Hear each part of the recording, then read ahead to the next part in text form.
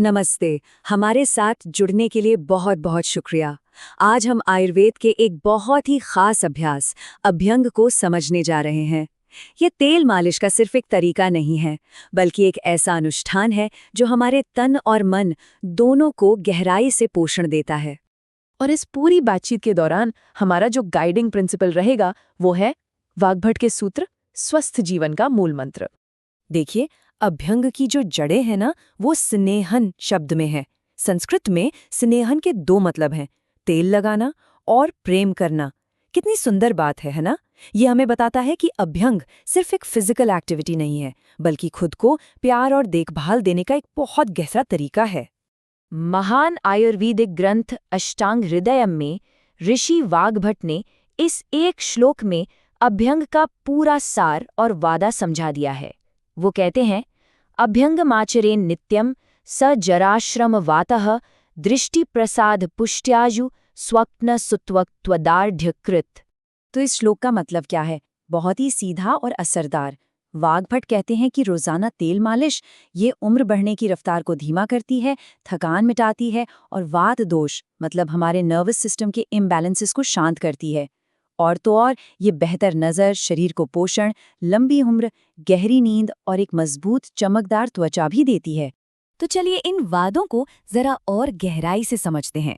प्राचीन ग्रंथों में जो अभ्यंग के 9 मुख्य उपहार बताए गए हैं, आइए उन पर एक एक करके नजर डालते हैं। पहला उपहार है जरा हर, जिसका सीधा सा मतलब है जो बुढ़ापे को हर ले। अगर इसे आज की भाषा में समझे तो इसका मतलब है कि ये सेलुलर लेवल पर होने वाले डैमेज को धीमा करता है और हमारी स्किन की इलास्टिसिटी बनाए रखता है, जिससे एजिंग के साइंस कम होते हैं। दूसरा है श्रमहर। ये शारीरिक और मानसिक दोनों तरह की थकान को दूर करता है। क्लासिकल टेक्स्ट्स के हिसाब से ये मालिश शरीर से मेटाबॉलिक वेस्ट को हटाने में मदद करती है, जिससे शरीर में एक नई ताजगी और ऊर्जा का एहसास होता है। तीसरा और शायद सबसे जरूरी, वात। ये वात दोष को शांत करता है। अब मॉडर्न टर्म्स में इसका मतलब है नर्वस सिस्टम को रेगुलेट करना। ये तनाव कम करता है, एंग्जाइटी को शांत करता है और मन को एक ठहराव देता है। चौथा उपहार थोड़ा अनोखा है, दृष्टि प्रसाद यानी नज़र को साफ करना। आयुर्वेद मानता है कि शरीर में कुछ ऐसे पॉइंट्स होते हैं, खास तौर पे पैरों में, जिनका सीधा कनेक्शन हमारी आंखों से होता है। इस पर हम आगे और भी बात करेंगे। पांचवा है पुष्टि मतलब नरिशमेंट। अभ्यंग शरीर के सभी 7 धातुओं या जिसे हम टिश्यूज कहते हैं उन तक पोषण पहुंचाता है। ये शरीर की रिपेयर और ग्रोथ को प्रमोट करता है, जिससे शरीर अंदर से मजबूत बनता है। और छठा उपहार है आयुष यानी लंबी उम्र। ये शरीर के स्ट्रक्चरल इंटेग्रिटी को बनाए रखता है और हमारी इम्यूनिटी, जिसे आयुर्वेद में ओजस कहते हैं, उसे बढ़ाता है, जो लंबी उम्र के लिए बहुत जरूरी है। सातवां स्वप्न यानी नींद को बेहतर बनाना। जैसा हमने बात की, ये नर्वस सिस्टम को शांत करता है, तो जाहिर है अभ्यंग से गहरी और आरामदायक नींद आती है, जो हमारी ओवरऑल हेल्थ के लिए कितनी जरूरी है ये तो हम सब जानते ही हैं। आठवां है सुत्वत यानी सुंदर त्वचा। ये अभ्यास त्वचा को मुलायम और चिकना बनाता है। साथ ही ये इसे एनवायरमेंटल डैमेज और रूखेपन से भी बचाता है, जिससे त्वचा एकदम स्वस्थ और चमकदार दिखती है। और 9वां उपहार है दाढ़र्यकृत मतलब मजबूती देना। ये हमारे मस्कुलोस्केलेटल सिस्टम को यानी हमारी मांसपेशियों और हड्डियों को चोट और रोजमर्रा की टूट-फूट के प्रति ज्यादा रिजिलियंट और मजबूत बनाता है। तो अब जब हम अभ्यंग के क्यों को अच्छी तरह समझ गए हैं, तो चलिए इसके कैसे पर चलते हैं। प्रैक्टिस का सबसे जरूरी पहला कदम होता है सही तेल का चुनाव।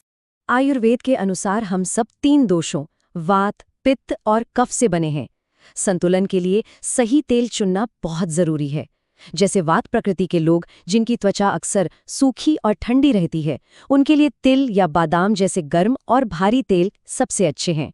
वहीं पित्त प्रकृति, जिनकी त्वचा सेंसिटिव और गर्म होती है, उनके लिए नारियल, घी या सूरजमुखी जैसे ठंडे तेल फायदेमंद हैं। और कफ प्रकृति के लिए, जिनकी त्वचा तैलीय होती है, सरसों या अलसी जैसे हल्के और स्टिम्युलेटिंग तेल सर्कुलेशन को बेहतर बनाने में मदद करते हैं।